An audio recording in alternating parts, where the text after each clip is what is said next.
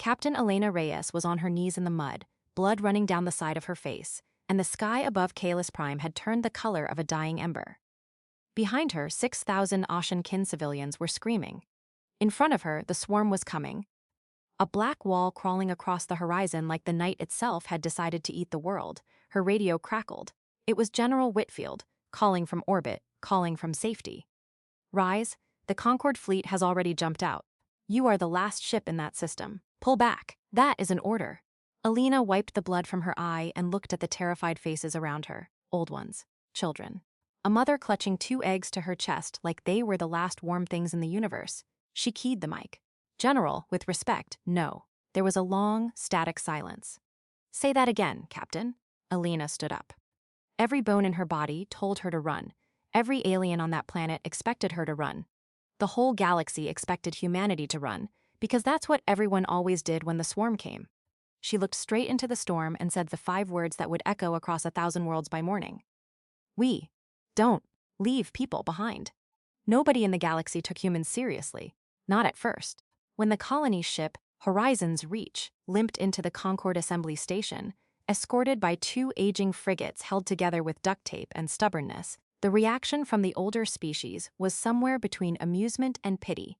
Humanity had been part of the galactic community for exactly 4 years. 4 years compared to the Ashen Kin's 11,000, or the Threll's unknowable age, or the Voss Concorde's careful, patient rule over 100 star systems. The latecomers, the other delegates called them, not cruelly, just dismissively. The way you'd talk about a toddler who insisted on carrying the groceries. Captain Elena Reyes hated that nickname more than she let on. She stood in the observation gallery of the assembly station, arms crossed, watching the Voss Concorde chairwoman glide across the chamber floor like liquid mercury poured into the shape of a diplomat. Chairwoman Alith Voss had eyes like polished obsidian, and a voice that never once raised in volume because it never needed to. Beside Elena stood Sergeant Marcus Coleman, a broad-shouldered man from Detroit who'd fought in 3 wars back on Earth and still somehow managed to look bored during galactic first contact. They keep looking at us like we're gonna steal the silverware, Marcus muttered. We might, Elena said. Depends on the silverware. Marcus almost smiled. Almost Dr. Amara Osei, humanity's chief xenobiologist and the smartest person in the room by a wide margin, adjusted her glasses and leaned in. The Ashen Kin delegation just arrived. Look at them. Elena turned. The Ashen Kin were tall avian humanoid beings with feathered crests along their skulls that shifted color with emotion a Euros right now, a dull, exhausted gray. Their homeworld, Kalis Prime, was a lush jungle planet 3 systems away, famous across the Concorde for its living cities grown from bioluminescent trees. At the head of the Ashen Kin delegation walked a figure who moved like she was carrying the weight of her entire species on her back. Matriarch Thren Vashai. Her crest was the color of ash. Something was wrong, very wrong. Elena would find out exactly how wrong in less than an hour, but nobody in that chamber had any idea just how much would change in the next 21 days. The assembly chamber fell silent as Matriarch Vashai took the central podium. Her voice, when it came, trembled in a way that silenced even the most self-important Voss diplomats. 3 days ago, she began, the devouring tide entered our system. Gasps rippled through the alien delegates. Elena leaned toward Amara. Amara's face had gone pale. I read about this in the briefing files. It's not a fleet. It's not a species. It's a swarm. Biomechanical. Billions of individual units, all connected to a single coordinating intelligence. Nobody's ever beaten it. Nobody's ever really understood where it came from. It just appears, strips a world of every scrap of biomass and technology, and moves on. Appears from where? Nobody knows. Deep space. It's been doing this for longer than any species in this room has kept written records. On the chamber floor, Matriarch Vashai continued, her voice cracking. Our planetary shields will fail within 6 days. We have evacuated 40% of our population. We need ships. We need every available vessel in this Concorde to help us move the rest of our people before Kalis Prime falls. The room erupted into overlapping voices.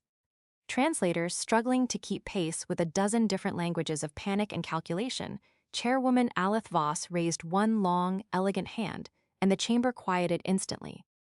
The Concorde Fleet Council will convene an emergency session, she said smoothly. We will determine the appropriate response. Elena felt something cold settle in her stomach. She'd heard that tone before. Back on Earth, in 100 different boardrooms and government offices. It was the tone of someone who had already decided the answer and just needed the paperwork to catch up. She had no idea yet how right she was. The emergency session lasted 4 hours. Humanity wasn't even allowed inside Euros. The latecomers didn't have a permanent seat on the Fleet Council yet, some technicality about provisional species status that made Elena's blood boil every time someone explained it to her with a straight face. So she waited in the hallway with Marcus and Amara, pacing, until the chamber doors finally hissed open and the Ashen Kin delegation walked out. Matriarch Vashai's crest had gone from ash gray to something Elena had never seen on an Ashen Kin before. A color with no name. A color that looked like grief-given feathers. "What happened?" Elena asked. The matriarch stopped. She looked at Elena for a long moment, like she was deciding whether a latecomer was even worth explaining herself to. Then something in her seemed to break, just slightly. "They voted to withdraw the Concorde fleet from the Kayla system," she said. "Effective in 72 hours. Elena felt her stomach drop. "Withdraw? What about the rest of your people? The Devouring Tide's numbers are too great. The Council calculates that committing the fleet to a rescue operation would result in unacceptable losses with a low probability of success. They have chosen to preserve Concorde military assets for the defense of other worlds. So they're just leaving them," Marcus said flatly. 60% of your population. Just leaving them. They call it a strategic reallocation of resources, Vashai said, and for the first time, real bitterness cracked through her formal tone. "I call it what it is." Amara's hands had curled into fists. "How many people is 60%? The matriarch's voice was barely above a whisper. 6.2 million. Nobody spoke for a long moment, and that was the moment humanity decided the galaxy's rules didn't apply to them anymore. That night, aboard the Horizon's Reach, Elena called an emergency meeting in the ship's cramped command room. General Diane Whitfield joined by HoloLink from Earth, her tired face flickering in the projection. "I've read the Concorde's decision," Whitfield said before Elena could even speak. "I know what you're going to ask." "Then you already know my answer if you say no," Elena said. Whitfield sighed, rubbing her temples. "Elena, we have 2 frigates and 1 converted colony transport.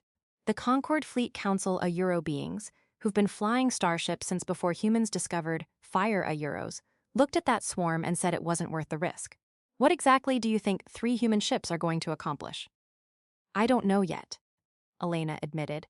"But I know what we're not going to do. We're not going to sit in orbit and watch 6 million people die because some council did math and decided they weren't worth the fuel." Marcus, standing behind her, nodded once. Amara didn't say anything, but she didn't look away either. Whitfield was quiet for a long moment. Then she said something that surprised all of them. "You know, back in 2009, my unit got the order to withdraw from a village during an evacuation. Command said the numbers didn't support the risk." Her jaw tightened. "We didn't listen either. Lost 2 soldiers, saved 400 civilians. I never regretted it for one single day of my life." She looked at Elena through the static of the HoloLink. "I can't authorize a Concorde-sanctioned rescue mission. Officially, this conversation never happened. But if the Horizon's Reach were to happen to drift off course toward Kalis Prime, unofficially, I might not notice for a while." Elena felt something fierce and warm rise in her chest. "Copy that, General. We never had this conversation." Whitfield's image flickered and vanished. Marcus let out a low whistle. "We're really doing this. 3 ships against a swarm that's eaten 100 planets." "Yeah," Elena said, already moving toward the tactical console. "We are." But none of them had any idea that the swarm wasn't the only enemy waiting for them in that system. The Kalis system looked like something out of a nightmare by the time the Horizon's Reach dropped out of faster-than-light travel. Half the planet's orbital ring of Euros, a massive ring-shaped shipyard structure the Ashen Kin had spent 3 centuries building of Euros, had already gone dark, sections of it visibly chewed away like a great metal apple with bites taken out of it. Below, the swarm's outer edge crawled across the northern continent in a slow, relentless black tide, consuming forests, cities, mountains, everything. "Sweet Mother of God," Marcus breathed, staring at the view screen. "Amara, tell me that's not what I think it is." Amara's fingers flew across her console, pulling sensor data. "It's the Devouring Tide. All right, individual units are small a Euro, maybe the size of a large dog a Euro, but there are billions of them. They're organized, Elena. Look at the movement pattern. That's not animal behavior. That's a coordinated advance. Something's directing them, Elena said. Something's thinking for them, Amara corrected grimly. On the surface below, Ashenkin evacuation ships a euro small, overloaded transports as a euros, were making desperate runs from the last inhabited coastal cities, dodging swarm units that leapt and clawed at anything that moved. Elena watched one transport get overwhelmed less than a kilometer from its launch pad, swarmed until it simply disappeared under a writhing black mass. Get me the matriarch's channel, Elena said, her voice tight. Vashai's face appeared on screen a moment later, and the exhaustion in her eyes was almost unbearable to look at. Captain Reyes. I did not think humanity would come. Yeah, well, we're full of surprises, Elena said. Talk to me. What do you need most right now, this second? Evacuation capacity, Vashai said immediately. We have 300,000 people still in the western coastal cities with no ships to carry them.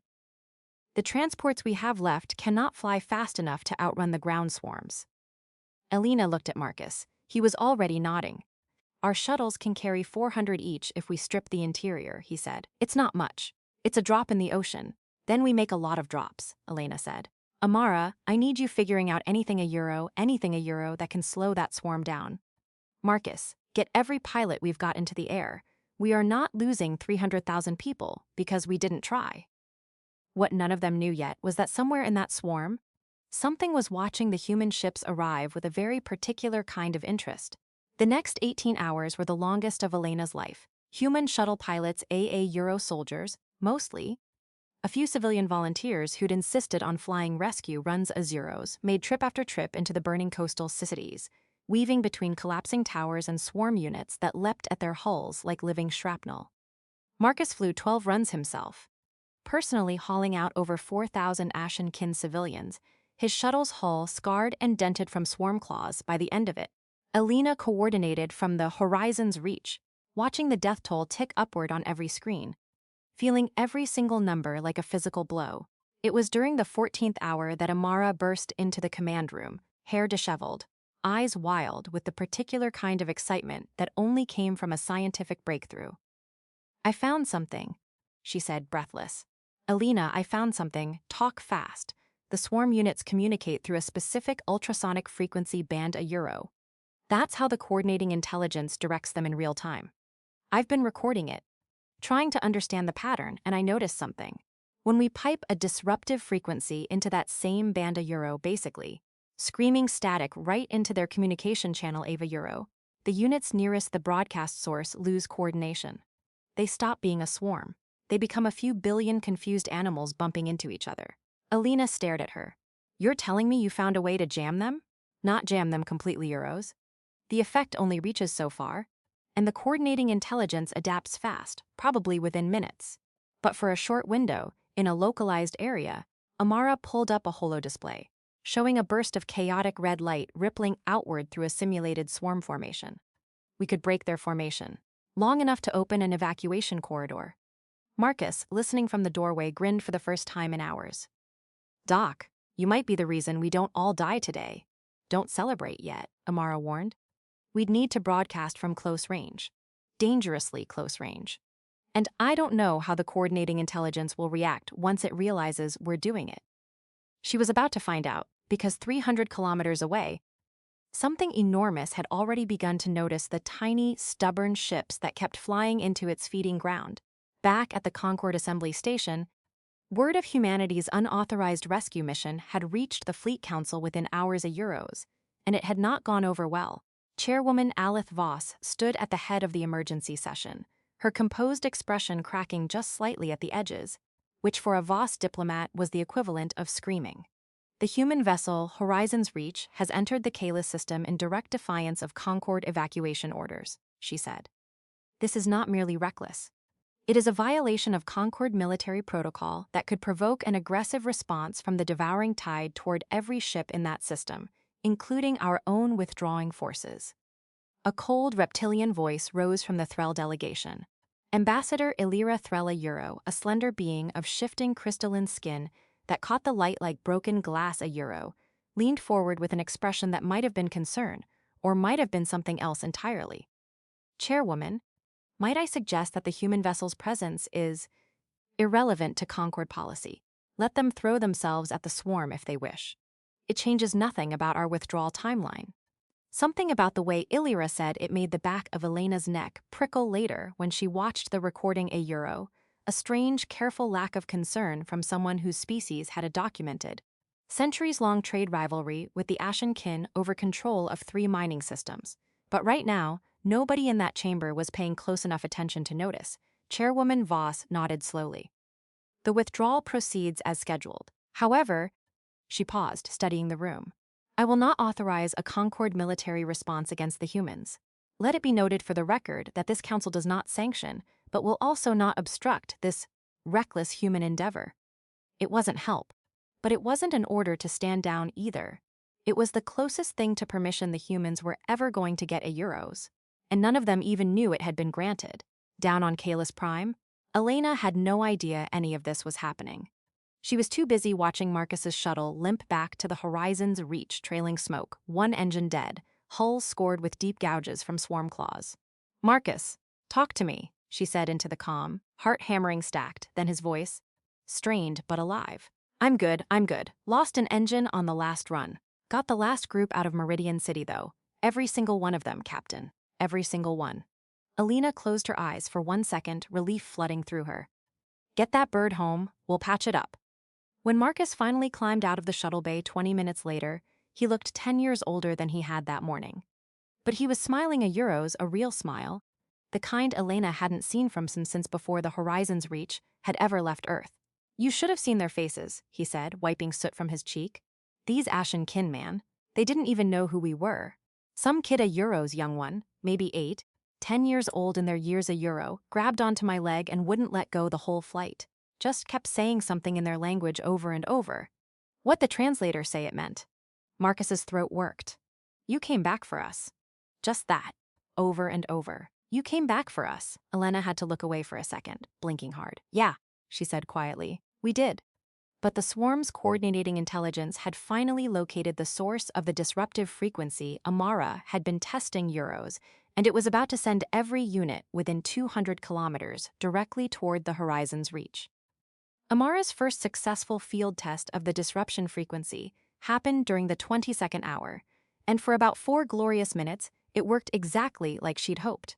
Broadcasting from a modified shuttle hovering just above the swarm's advancing edge, the disruptive signal rippled outward, and the black tide below simply stopped.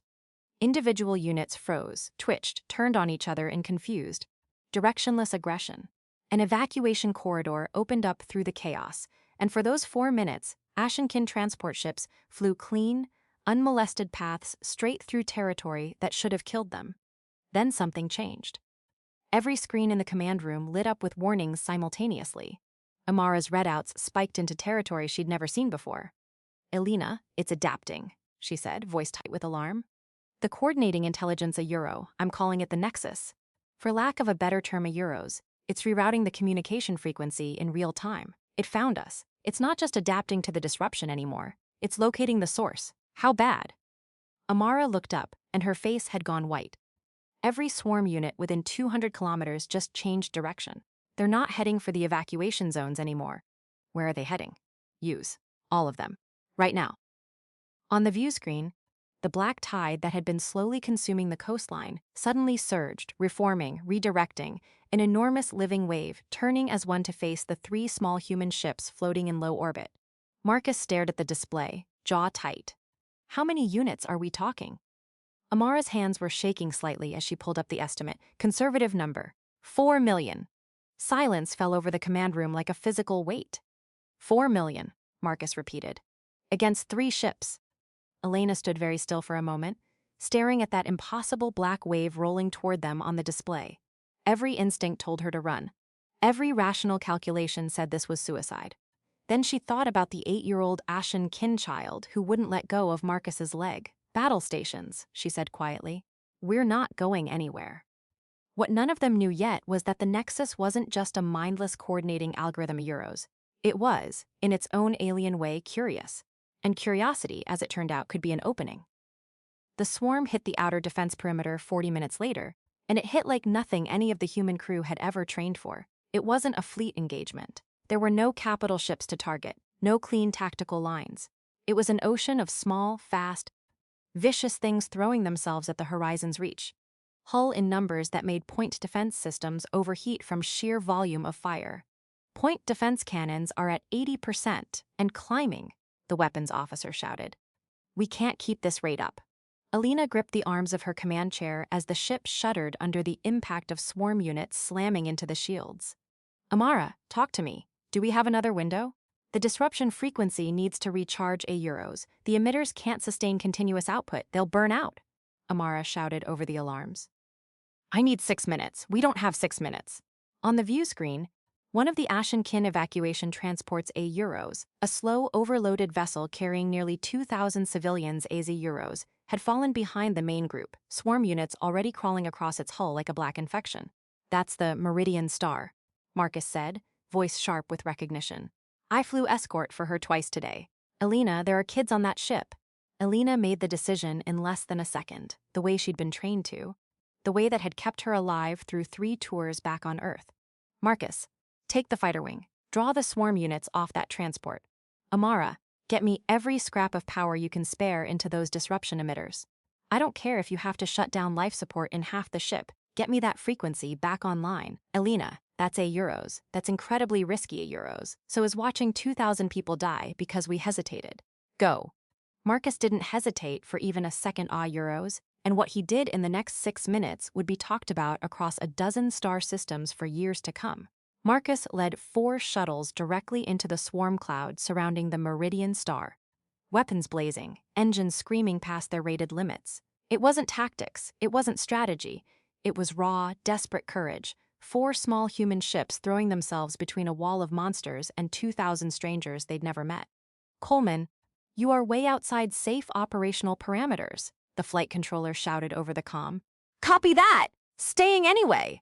Marcus snapped back, banking hard as swarm units peeled off the transport hull and turned toward his more aggressive, more tempting target. It was working. Horribly, terrifyingly, it was working euros. The swarm was a simple enough intelligence at the individual unit level to be drawn toward the loudest, angriest target, and 4 shrieking human shuttles pumping cannon fire in every direction were about as loud and angry as it got.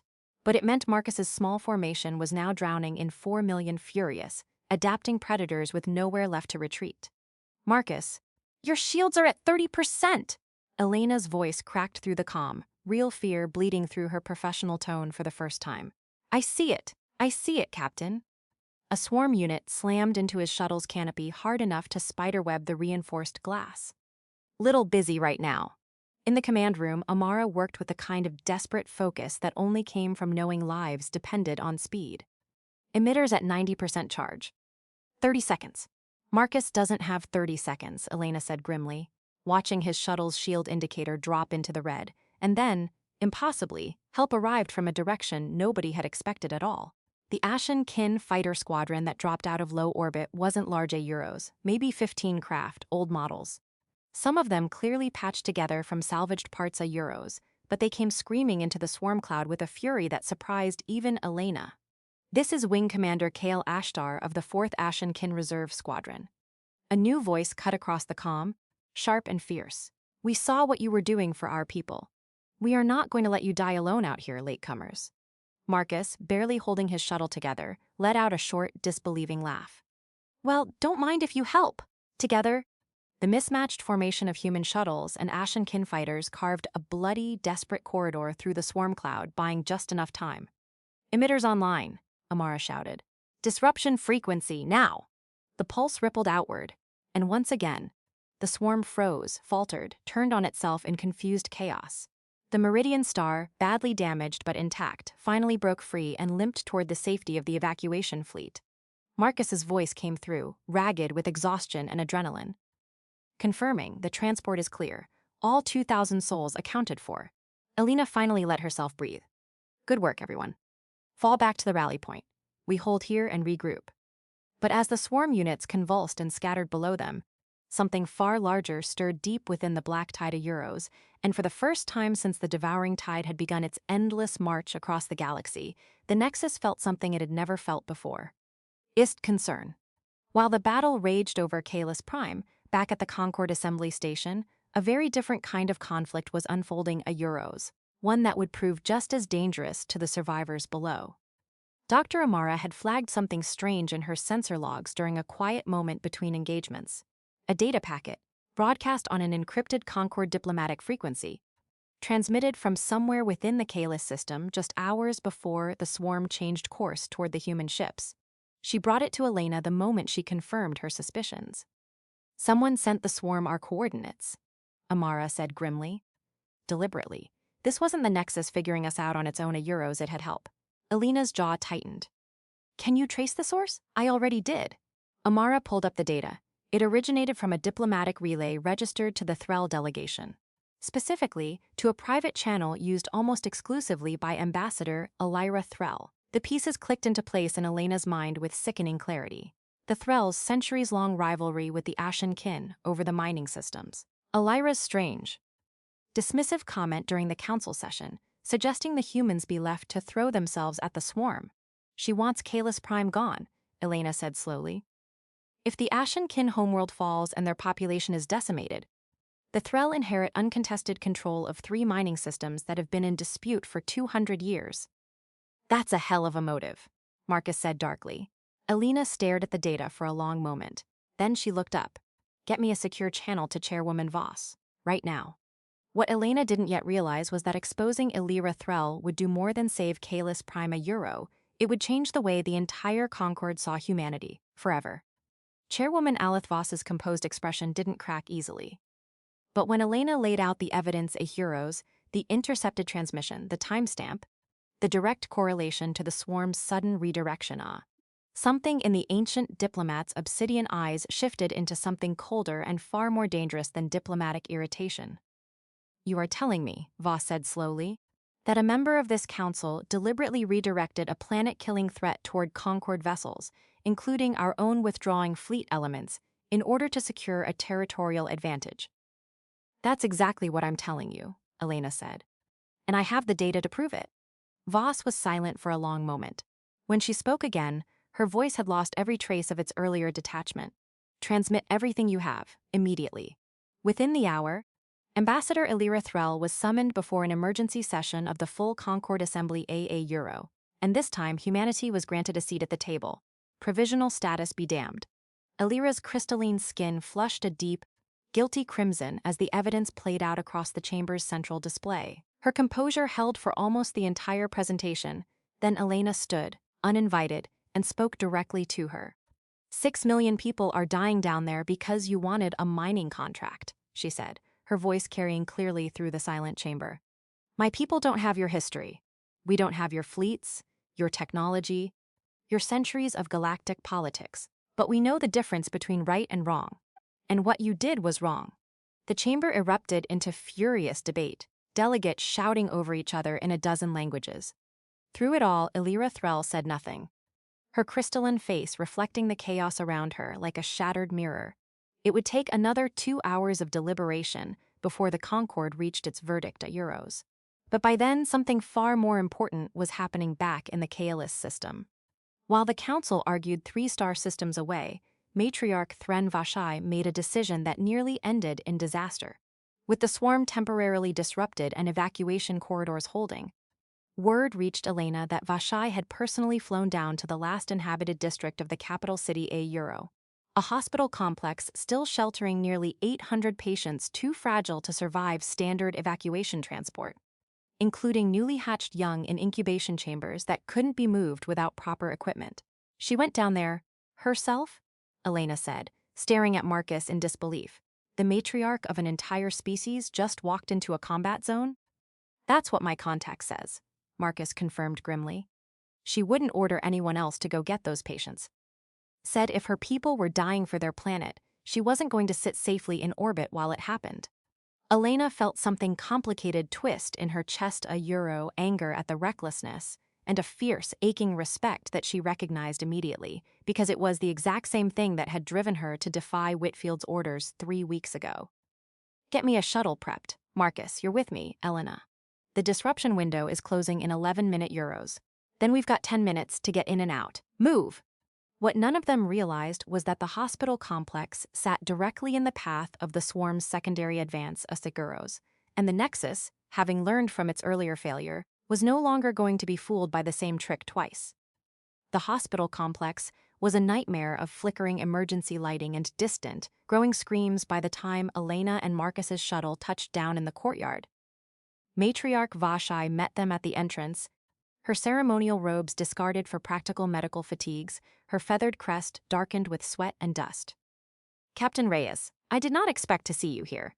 "Yeah, well, apparently we've both got a habit of doing things nobody expects," Elena said, already moving toward the incubation ward. "How many patients?" 812. Including 43 unhatched young who cannot survive rapid transport without stabilization equipment we don't have time to load. Marcus swore under his breath. "Then we don't have time to load it. We carry them by hand if we have to." They worked in a desperate, coordinated rush Euros human soldiers and Ashenkin medical staff moving in tandem, carrying stretchers, incubation pods, elderly patients too weak to walk, loading everything they could into the shuttle and 2 Ashenkin transports that had followed Vashai down against her explicit orders. They were on the last load. Marcus carrying the final incubation pod, containing 3 unhatched young, when the ground began to shake. "That's not artillery." Amara's voice crackled urgently over the comm from orbit. "Elena, the swarm broke through the northern perimeter. They're coming through the city, and they're coming fast. You need to get out of there right now." Elena looked out the courtyard entrance and saw it the black tide, closer than she'd ever seen it, flowing between buildings like a living flood, less than 300 meters away and closing fast. "Marcus, loads secured?" "Secured. Go, go, go!" They sprinted for the shuttle. Vashai, insisting on being the last one aboard, made it 2 steps behind Elena when a swarm unit Euros, faster than the others. Some kind of scout variant Euros leapt across the courtyard and slammed into her from the side, claws raking across her shoulder. Elena didn't think. She turned, drew her sidearm, and put 3 rounds into the creature before it could strike again, then hauled the matriarch bodily toward the shuttle ramp as swarm units began pouring into the courtyard behind them. "Move! Move! Move!" Marcus screamed from the cockpit, engines already screaming to full power. They cleared the courtyard with less than 4 seconds to spare, the shuttle's rear shields absorbing a hail of swarm claws as they punched through into open sky, Vashai bleeding heavily but alive in Elena's arms. But the Nexus had learned something crucial in that chase Euros, and what it did next would put every single evacuation ship in the system in mortal danger back aboard the Horizon's reach. Medical staff rushed Matriarch Vashai into treatment as Elena stood in the corridor, hands still shaking with adrenaline, blood not her own Euro, drying on her uniform sleeves. "She's stable," the medic reported a few minutes later. "The wound's deep, but not fatal. She'll need rest, but she'll live." Elena let out a breath she felt like she'd been holding for 20 minutes. Amara found her there, expression grim. "Elena, we've got a bigger problem." The Nexus adapted faster than any model predicted. It's not falling for the disruption frequency anymore, not the same way. It's rerouting communication through redundant channels every time we deploy it. Our window's basically gone. "So we're out of tricks," Elena said. "Not entirely." Amara hesitated, "but the alternative is a lot more dangerous. Talk to me." This disruption frequency works because it interrupts the Nexus's control signal locally. But there's another approach, a saturation broadcast, powerful enough to overload the Nexus's receiving systems planet-wide, not just locally. It would break the swarm's coordination across the entire hemisphere, not just a small radius. That sounds like exactly what we need. What's the catch? Amara's jaw tightened. The power requirements would fry every non-shielded electronic system within the broadcast radius, including our own ship systems, unless we route the emission through a physical relay tower Euros, and the only relay tower with the structural capacity to handle that kind of output is the old Ashenkin Communications spire in the capital, which is currently sitting directly in the swarm's projected path, less than 2 hours from being completely overrun. Elena stared at the tactical display, at the black tide creeping ever closer to that lone spire standing defiant against the coming storm. Someone would have to get to that tower, manually override the broadcast systems, and hold that position long enough for the signal to charge and fire, she said slowly. "Yes, and whoever does that isn't getting out in time." Amara didn't answer. She didn't need to. In the silence that followed, Elena already knew, with absolute certainty, exactly who was going to volunteer for that mission Euros. Because it was written on Marcus Coleman's face. the second he walked through that door and heard the plan. "No," Elena said immediately, before Marcus had even finished speaking. "Absolutely not. Elena, I've flown more runs into that swarm than anyone else on this ship. I know the terrain. I know the timing. I'm the best shot we've got." "You're not going on a one-way mission, Marcus. I won't authorize it." "You don't have to authorize it," Marcus said quietly. "I'm not asking permission, Captain. I'm telling you what I'm doing." The command room fell silent. Amara looked away. The weapons officer suddenly found something very interesting on his console. Elena stared at Marcus Euros. This man who'd fought beside her through 2 deployments back on Earth, who had a daughter waiting for him back home, who had personally carried 4,000 strangers to safety over the last 24 hours without a single complaint. "Marcusa, you said it yourself, back at the assembly station," Marcus interrupted gently. "We don't leave people behind." "Well, guess what, Captain? That includes 6 million Ashen kin who are going to die if that tower doesn't come online. I'm not going to sit here and watch that happen when I know I can stop it." Elena felt her throat tighten painfully. "There has to be another way." "There isn't," Amara said softly, hating every word of it. "I've run the numbers 11 times. There isn't another way, Elena." For a long moment, nobody spoke. Then Elena straightened her shoulders, forcing down every instinct that screamed at her to refuse. "Take my shuttle," she said, voice rough. "It's got the best shielding on the ship." Marcus nodded once, gratitude and grim resolve mixing in his expression. "Copy that, Captain." He was out the door and heading for the launch bay less than 90 seconds later, and Elena had absolutely no idea that Fate Euros and one very stubborn Ashen kin pilot Euros was about to intervene in a way none of them could have predicted. Marcus's shuttle screamed down through Kalis Prime's atmosphere, alarms blaring as swarm units clawed at the reinforced hull, the black tide below churning and surging with a hunger that felt almost personal now. He was 3 minutes from the communications spire when a second voice cut across his comm. "Human pilot, this is Wing Commander K.L. Ashtar. You are not doing this alone." Marcus glanced at his display and saw 5 Ashen kin fighters falling into formation around his shuttle, weapons already firing at swarm units in his flight path. "Commander, this is a one-way trip. You don't have Euros. My people have watched your species bleed for us for 2 days." Kale's voice cut back, fierce and unwavering. "Do you understand what that means to us? We do not abandon those who do not abandon us. Now stop arguing and let us clear your path." Together, the mismatched formation punched through the outer swarm defenses, Marcus's shuttle taking hit after hit as it dove toward the spire's landing platform. Smoke trailing from a damaged engine, hull groaning under the strain, he touched down hard, nearly crashing, and sprinted for the tower's control room as swarm units began climbing the outer structure behind him. "Amara, I'm in position," he radioed, breathless. "Talk me through this override, and talk fast." "Copy, Marcus. Pulling up the schematics now, Euro. This system is ancient. It's going to take a few minutes Euros." "I don't have a few minutes. They're already on the lower levels." Marcus worked frantically at the ancient console, sweat pouring down his face, hands shaking as swarm units clawed and scraped against the sealed door below, the metal beginning to buckle under their combined assault. "Almost there," Amara said, voice tight with tension. "Just a Euro there. Broadcast systems online. Charging now, 60 seconds to full power. 60 seconds." Marcus repeated grimly, glancing at the door as a long, jagged claw punched through the metal, tearing a gap wide enough for a swarm unit to squeeze through. "Copy that." He drew his sidearm, backed against the far wall, and prepared to buy every single one of those 60 seconds with everything he had left. What happened in the next 60 seconds would be told and retold across 2 galaxies for generations.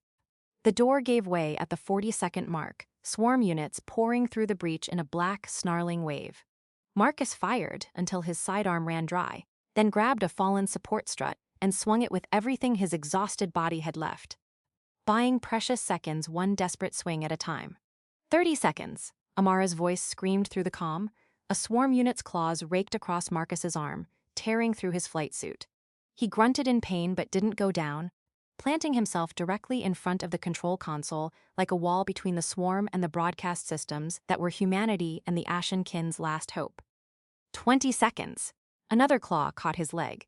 He stumbled, caught himself against the console, blood soaking through his uniform. 10 seconds. "Marcus, hold on. I'm not going anywhere," Marcus growled through gritted teeth, swinging the strut in a wide, desperate arc that knocked 3 swarm units backward. 5, 4, 3, a swarm unit lunged directly for his throat. 2, 1, the broadcast fired. The saturation pulse that erupted from the communications spire was unlike anything Kalis Prime had ever witnessed a Euros.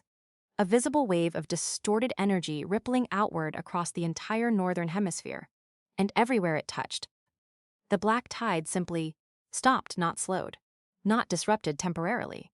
Stopped completely, swarm units collapsing into inert, twitching heaps across a landscape that had been consumed by chaos just seconds before.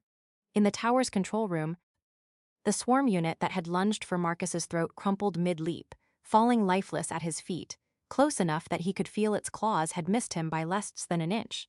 Marcus stood there for a long moment, chest heaving, blood dripping from his wounds, surrounded by the still forms of a swarm that had nearly killed 6 million Euros, and started laughing, a raw, disbelieving sound of pure survival. "Marcus!" Amara's voice was frantic with hope. "Marcus, are you there? Talk to me." He keyed his comm with a trembling, bloody hand. "Yeah," he rasped. "Yeah, I'm here. Tell the captain."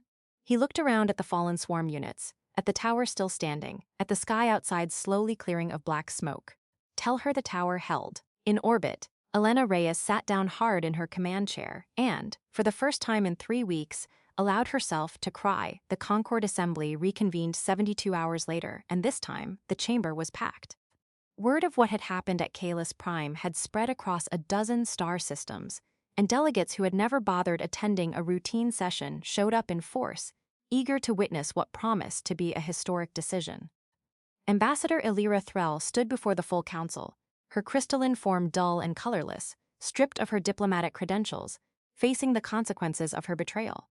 The Threll delegation, disgraced by her actions, had already begun negotiations to formally cede their claim on the disputed mining systems as reparations to the Ashen kin. But that wasn't why the chamber was full. Chairwoman Aleth Voss stood at the podium, and for the first time in living memory, her carefully composed voice carried something that sounded almost like genuine emotion. 3 weeks ago, she began, this council voted to withdraw all Concord forces from the Kalis system. We calculated the odds, weighed the resources, and made what we believed was a rational, defensible decision to abandon 6 million lives in the name of strategic efficiency. She paused, letting the silence stretch. We were wrong. A ripple of murmurs swept through the chamber. While this council calculated odds, Voss continued, 3 human vessels a Euro, vessels this council did not authorize, did not support, and initially dismissed as reckless a Euro, remained in that system and saved over 5 million Ashenkin lives. They did this with a fraction of our resources, against odds we ourselves determined to be insurmountable. They did this while a member of this very council actively worked to ensure their failure. Alina stood at the edge of the chamber floor, Marcus beside her, his arm in a medical sling. Amara and Matriarch Vashai a Euro recovered enough to attend, her wound still bandaged beneath her ceremonial robes a Euros, standing with them. Vox turned to face them directly. Captain Reyes, when General Whitfield ordered your withdrawal, and you refused, what did you say to her? Alina felt every eye in that massive chamber fall on her. She thought about this 6-year-old Ashen kin child who wouldn't let go of Marcus's leg. She thought about Marcus standing alone in that tower, fighting off a swarm with a piece of scrap metal. She thought about Matriarch Vashai walking into a combat zone for patients she'd never even met.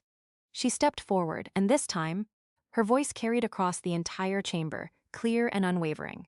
I said, we don't leave people behind. The chamber erupted a Euros, not into chaos this time, but into something that sounded, for the first time in Concord history, remarkably like applause from 100 different species at once, and in that moment, the latecomers stopped being a nickname and started becoming something else entirely. 6 months later, the Concord Fleet Council granted humanity a permanent seat a Euros. Not a provisional one, not a probationary one, a full and permanent seat. The fastest such elevation in recorded Concord history. Kalis Prime was rebuilding. The living cities, though scarred, were growing again, bioluminescent trees pushing new branches through rubble that had once been swarm-torn streets. Matriarch Vashai personally oversaw the planting of a memorial grove at the base of the old communications spire Euro, a living monument that would, over the coming centuries, grow into a forest visible from orbit. Marcus Coleman received the Ashen Kin's highest civilian honor, a title that translated roughly to unbreakable, though he insisted on being called Sergeant. Thank you very much. He kept a small feather from Vashai's ceremonial robes in his jacket pocket for the rest of his life, a gift she'd given him personally, along with words he never fully translated for anyone, not even Elena. Amara Osi's research on the Nexus swarm intelligence became the foundation for a new galaxy-wide early warning system, one that had already saved 2 more worlds by the time the Horizon's Reach finally returned home to Earth for repairs. And Elena Reyes, Captain Elena Reyes, formerly of a latecomer species, nobody in the galaxy had bothered taking seriously stood once more in the Concord Assembly Chamber, this time not in the observation gallery, but on the floor itself, a permanent delegate of a species the entire galaxy now watched with something between respect and quiet awe. Chairwoman Voss approached her after the session, an unusual gesture for a being of her rank and reserve. "May I ask you something, Captain?" "Of course. When your general ordered your retreat, and you refused, were you certain you would succeed? Did you know with any confidence that 3 ships could hold against 4 million swarm units?" Alina thought about it for a long moment, remembering the mud, the blood, the ember-colored sky, the 6,000 terrified faces looking to her for an answer she didn't have. "No," she said, honestly. "I had no idea if we'd succeed. None at all." "Then why?" Voss asked, genuine curiosity in her ancient obsidian eyes. "Why risk everything on a mission you believed you might lose?" Alina smiled, and for a moment she wasn't standing in a galactic assembly chamber at all. She was back on that muddy field, radio in hand, watching a black wall crawl across the horizon, choosing 5 words that would echo across 1,000 worlds. "Because some things," she said quietly, "are worth doing whether you succeed or not. That's not a strategy, Chairwoman. That's just who we are." Voss studied her for a long moment, then inclined her head the closest thing to a bow the ancient diplomat had ever offered anyone. "Then perhaps," she said softly, "this galaxy has a great deal left to learn from the latecomers after all." Somewhere across 1,000 star systems, in council chambers and command decks and quiet family homes on a dozen different worlds, a simple phrase had already begun to spread 5 words, carried from species to species, told and retold until they belonged to the whole galaxy, and not just to the small, stubborn planet that first spoke them. "We don't leave people behind."